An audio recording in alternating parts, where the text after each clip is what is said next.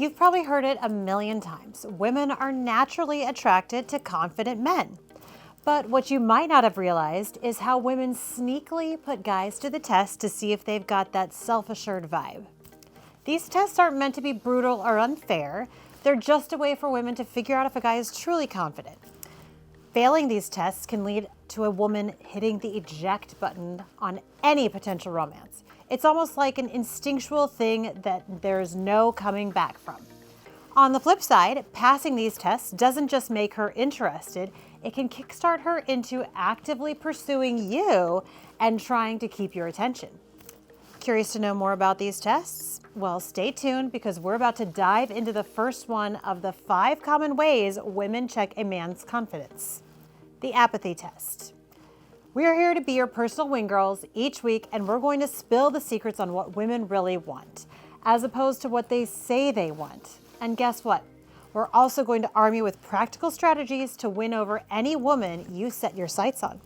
So, don't forget to hit the subscribe button so you never miss a thing. Now, let's get into these intriguing tests, starting with the apathy test. So picture this. You're in the early stages of a conversation. Maybe you just met someone at a party or you're out on a date. Suddenly, the woman starts acting like she's as interested in the paint drawing on the wall as she is in you. It's intentional, and here's what's happening. The purpose. Women who pull off the apathy test often do so because they're used to guys falling all over themselves to get their attention. Many of these guys come across as overly eager or downright desperate. So these women want to separate the wheat from the chaff, so to speak. They're looking for guys who are cool, calm, and don't need constant validation. Essentially, they're on the hunt for a partner who's got that natural self-confidence. Common behaviors. During this test, you might notice the woman isn't exactly jumping for joy at your witty comments. She might respond with short, one-word answers, not ask you much, and generally not seem to be engaged. It can feel like she's playing hard to get or just plain uninterested.